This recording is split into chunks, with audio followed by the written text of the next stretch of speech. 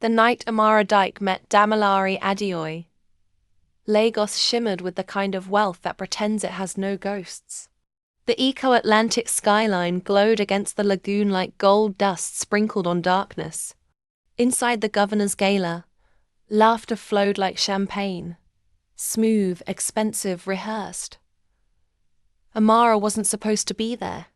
She came only to help her cousin, the event planner, manage the guest list. She wore a simple black dress, her hair in a soft bun, a wristwatch too old to be fashionable, and eyes too calm to belong in that room. Damilare noticed her instantly, not because she was loud or glamorous, but because she didn't seem to be performing like everyone else. He found himself watching her from across the hall, as if he had seen her somewhere before. When he finally walked up to her, words failed him for a moment. "Have we met before?" he asked. Amara smiled faintly. "You've asked that before," she said. He blinked. "Before?"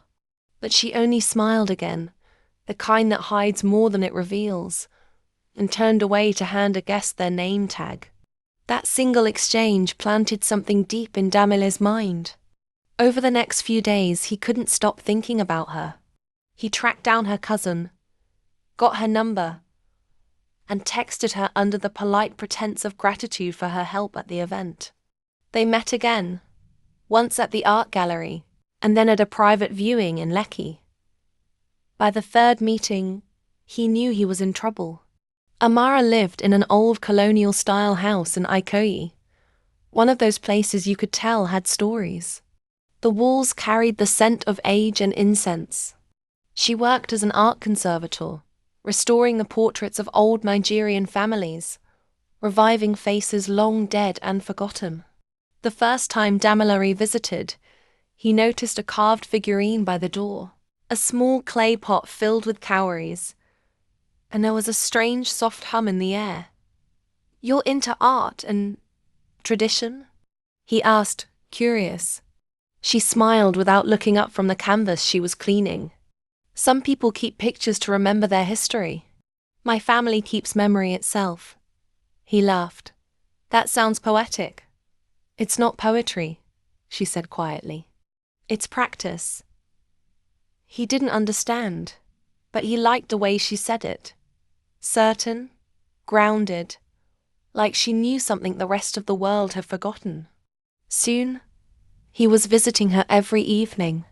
Sometimes they'd sit in her courtyard with bowls of roasted plantain and palm wine, and she'd tell him stories. Stories about a time when names had meanings and lovers found each other even through death. She spoke of Okudaya, spirits who returned to the living world, sometimes to finish what they started, sometimes to find who they lost. "Do you believe in all that?" he asked once, half mocking. She looked at him for a long time before replying. "Belief is a luxury for people who have never remembered." Her words unsettled him. Yet, he couldn't stay away. When he finally told his mother about her, Chief Mrs. Adeoye insisted he bring her for Sunday lunch. The Adeoyes were the sort of family whose name opened doors.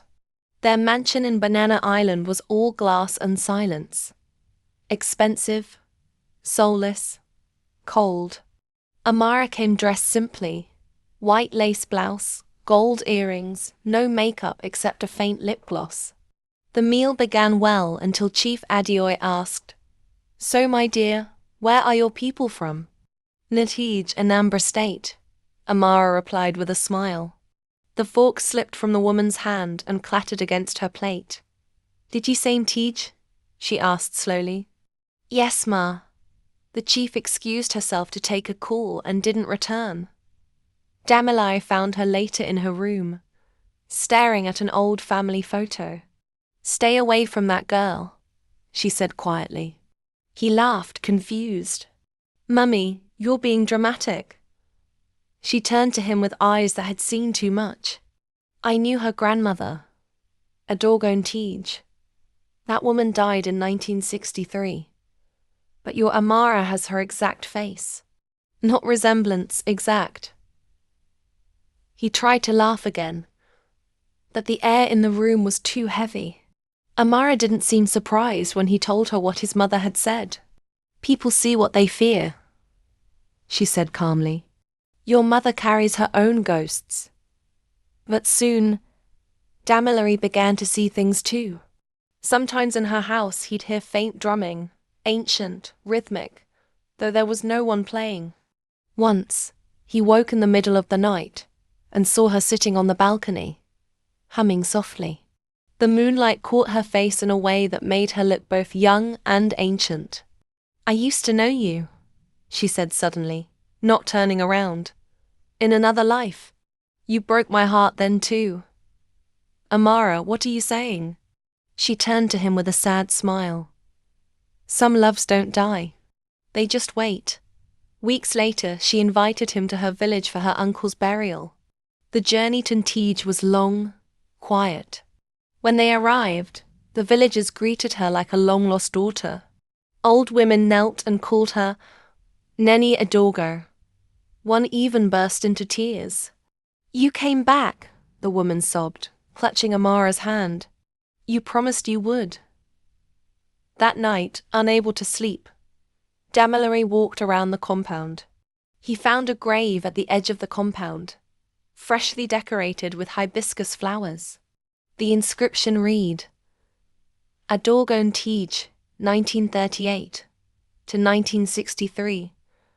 Beloved wife of Adioi o Adioi." His surname. His grandfather's name. The ground tilted beneath him. He stumbled backward, gasping. When he returned to the house, Amara was waiting in the sitting room, wearing white. Her eyes were calm. "You found it," she said simply. He stared at her, heart pounding. "You were my grandfather's wife." She nodded slowly. "And you are his blood. Maybe even his shadow." He felt sick. This can't be real."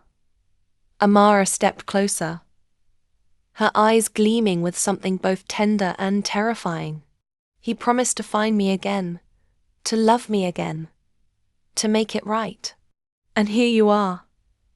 He backed away, trembling. "You're not making sense." "Then why?" she whispered. "Did you recognize me before you even knew my name?" Outside, thunder cracked. The lights flickered and went out. When power returned minutes later, she was gone. Her slippers lay by the door. The air smelled of rain and earth. He searched the village all night, calling her name.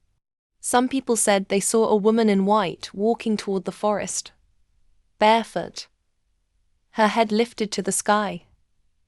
No one saw her return. Weeks later, Damilary went back to Lagos hollow and restless. He stopped going out. Friends said he looked thinner, haunted. Sometimes in glass windows he thought he saw her reflection, always a few seconds delayed, always smiling. 2 years later, at a corporate dinner in Eco Hotel, a waitress walked past him carrying a tray. She had the same voice, the same faint smile. Their eyes met, and she said softly, "You've asked that before." He froze.